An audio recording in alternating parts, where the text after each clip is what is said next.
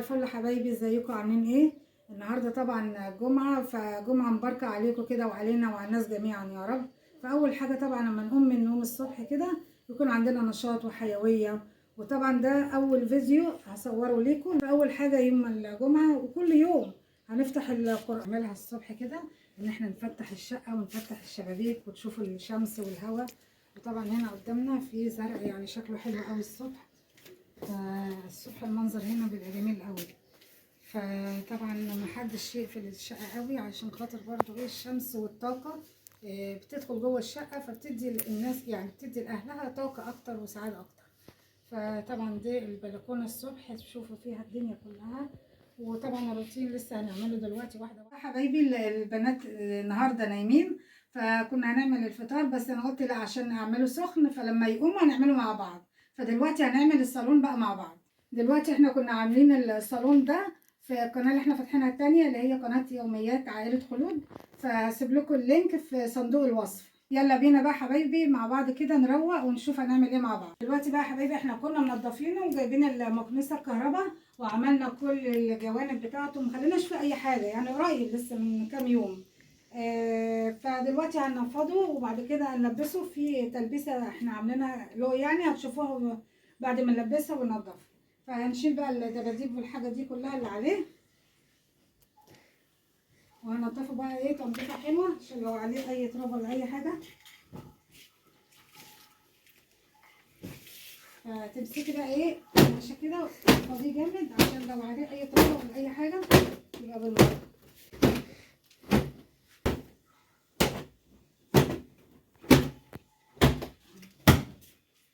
وناخد الكراسي برضو بالمره كله مع بعض كده ونفضيها كويس. احنا كنا جايبين المكنسه عملنا كله بره وجوه، بس دلوقتي هنعمل بس لو عليها لسه ايه من كام يوم كنا عاملينها، فلو عليها اي تراب ولا حاجه تنزل عشان ما تغطيها تبقى نضيفه. احنا الكسوه بقى اللي عاملينها اللي هي التلبيسه بتاعته اللي هو الغطا بتاعه، بصراحه بيحمل الصالون قوي لان انا قافله عليه يعني وكده، فبيجي عليه تراب جامد قوي.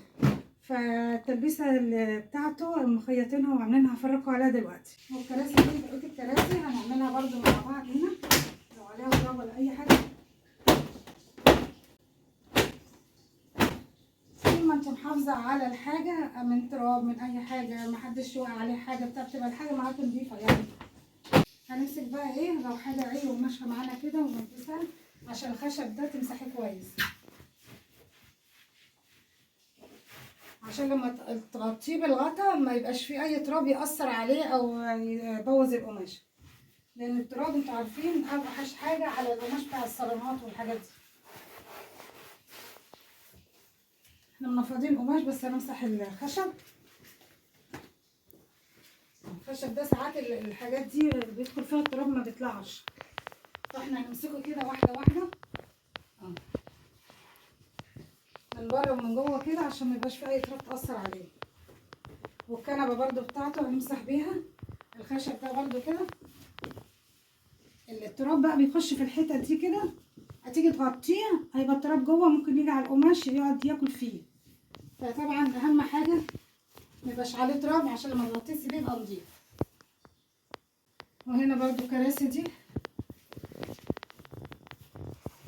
انا بلى البتاع كده عندي زي سبرت او حاجه مطهر، فانا بلها خفيف قوي عشان الخشب ده القماش ما يجيش عليه سبرتو عشان يلمع الخشب نفسه. ودلوقتي بقى حبايبي هقول لكم ده الكفر اللي قلت لكم عليه عاملاه للصالون. في الرسمه هيبان بقى لما تلبسيه للكراسي. هي بصي من تحت الرسمه عامله كده هتبان لما تتلبس يعني. وهو كمان جايباه لون الصالون نفسه، فالقماشه مقربه يعني. هو بصراحه يعني لازم الصالونات يعني عشان ما تتهلكش منك بسرعه لازم يبقى ليها غطا، ولما يجي مناسبه او يجي اي حد بتاع ممكن تشيليها، بس حفاظا عليه غطيه بحاجه تكون شكلها حلو برده مقربه للصالون وتحافظي عليه يعني. فهنلبسه مع بعض بقى دلوقتي وهتشوف. هو بقى حبايبي حد يقول بقى كده يا هو في حد لسه بيلبس تلبيسه او كفر للصالون؟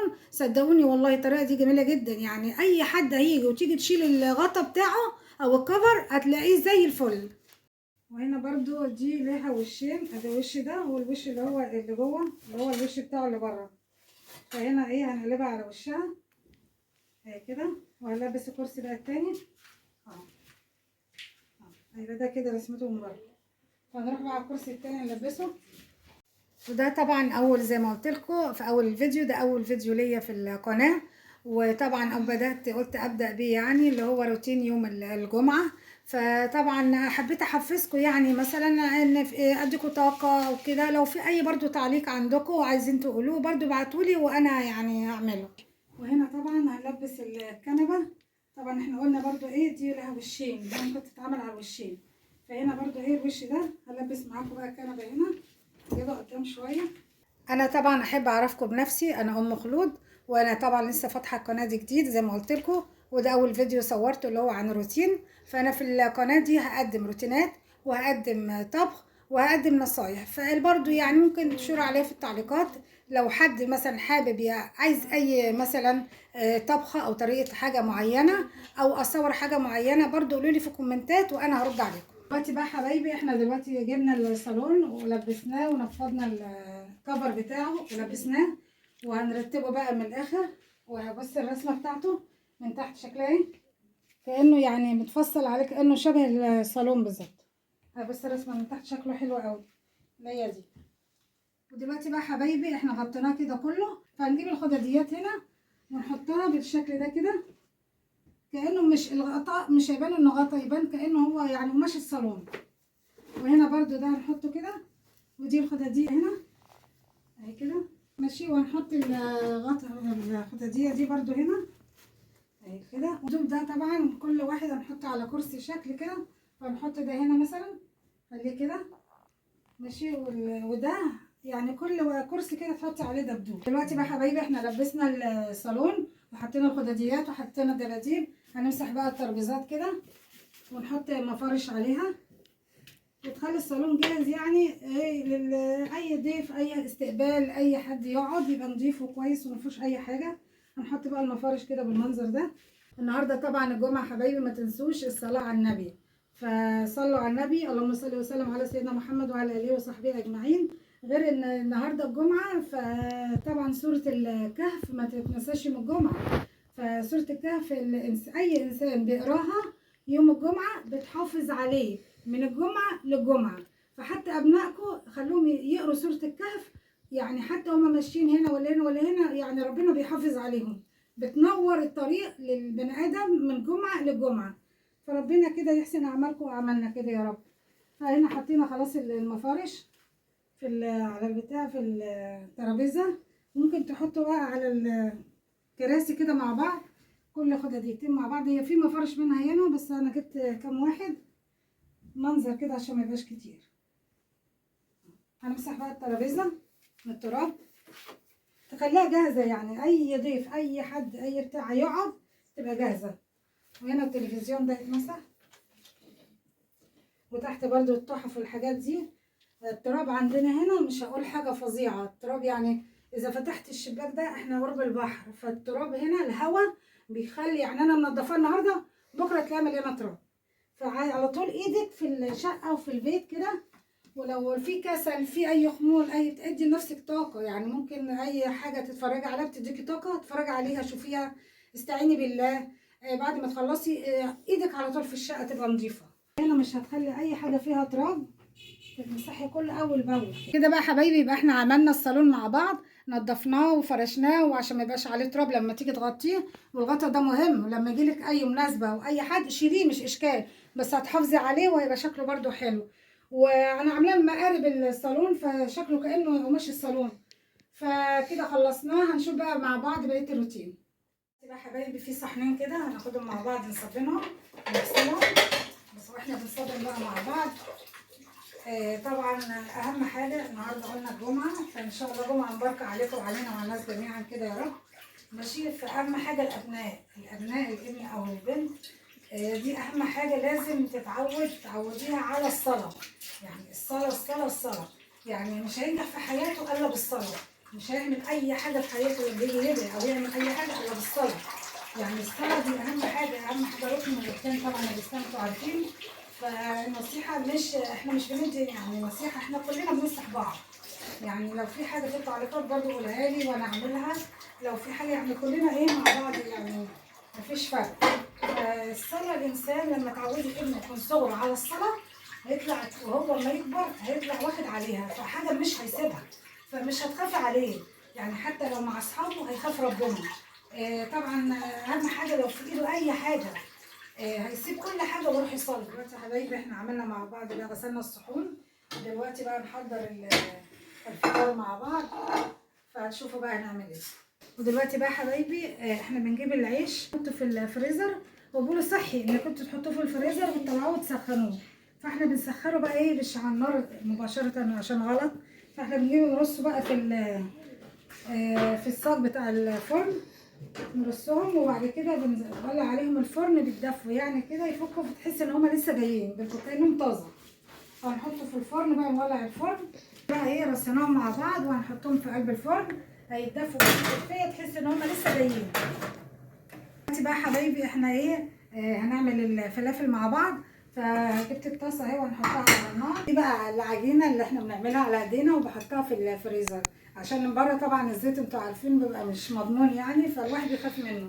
وعايزين طريقه العجينه انا ممكن بعد تكتبوا لي في الكومنتات وانا اعمل لكم بقى فيديو بالطريقه بتاعتها ازاي واعملها لكم قدامكم. فدلوقتي هنعمل بقى العجينه. على فكره احنا بنقولها فلافل، ففي مثلا في القاهره بيقولوها طعميه، معرفش بقى في الدول التانيه بيقولوها ايه. فاللي عنده يعني الاسم مش فلافل ولا طعميه يكتب لنا اسمها ايه برده عنده في الكومنتات. فدلوقتي هنعمل مع بعض بقى الفلافل او الطعميه، هنعملها مع بعض بقى في الطاسه. دلوقتي بقى حطينا الطاسه وحطينا الزيت فيها، فهنعمل بقى الفلافل مع بعض. هنصبعها بقى على ايدينا كده، نعملها دواير زي المحلات بره، بس هي بتبقى حلوه ان انت بتبقي ضامنه انت عاملاها ازاي. طبعا بص احنا عملنا حطينا الزيت في الطاسه، ولما سخن شويه حطينا الفلافل وقرصناها على ايدينا. فطبعا بصوا هي كده اتحمرت من فوق لسه من تحت، هنطلعها كده صحيه واحسن وانضف. وحتى مثلا لما تاكلي ولادك وكده هتعرفي ان انت ماكله حاجه نظيفه. الزيت انا بعمله مره واحده مش بكرره، يعني ما يتغلاش مرتين ثلاثه لا، عشان بيجيب امراض. وبره طبعا اكيد بيغلوه يعني 100 مره، فطبعا الزيت بتاعه مش حلو، فعلى ايدك هتبقى احسن وصحيه. فهنطلعها دلوقتي وهنعمل بقيه الفطار مع بعض. فاول حاجه هنعملها هنحط ملح. الملح اهو عليها. طبعا شوفوا انتوا كل واحد وطبعا ما بيحب الملح الحدق بتاعه قد ايه. ماشي. وهنحط كمان فلفل اسمر، وهنحط شطه، ونحط ليمون، ونحط خل. اي بهارات عندكم عايزين تحطوها حطوها يعني. فهنا هنحط الفلفل الاسمر، وهنحط بقى هنا ايه الشطه، شويه شطه كده عليها برضو تخلي طعمه حلو. ماشي. وهنحط بقى شويه خل، وفي الاخر نعصر ليمون. وبعد كده في الاخر خالص بعد ما نحطه في الصحن هنعمل حته زبده فلاحي كده ونحطها على الوش، وهتشوفوا شكلها بقى في الاخر. دلوقتي بقى حبايبي احنا سيحنا الزبده الفلاحي وعملنا الفطار بتاع يوم الجمعه. جمعه مباركه ان شاء الله عليكم وعلينا. وعملنا ادي الفول اهو، وهنكب عليها بقى الزبده هنا كده على الوش. بسم الله الرحمن الرحيم. هيبقى شكله عامل كده في الاخر. سخنه نار. ماشي. وبعد كده ده قلنا الفول ده اللي احنا بنعمله على ايدينا، في بنات بتحبه كده وفي كده، وده الفول الجاهز. وده جبنا عسل الصبح وحطيناه. والفلافل عملناها على ايدينا، والبصل قطعناها وعليها خل. والعيش طبعا بنبقى راكنينه في الفريزر وسخنته قدامكم. الزيتون ده بقى انا جبته اللي هو الاخضر الناي، فجبته وعملته على برضو على ايدي. بصراحه طعمه جميل خطير قوي. فاللي عايز برضو طريقته يكتب لنا برضو في الكومنتات، وانا برضو هنعمل فيديو ونوريكم بيتعمل ازاي. وان شاء الله كده يا رب كده جعل جمعه مباركه عليكم وعلينا وعلى الناس جميعا كده يا رب.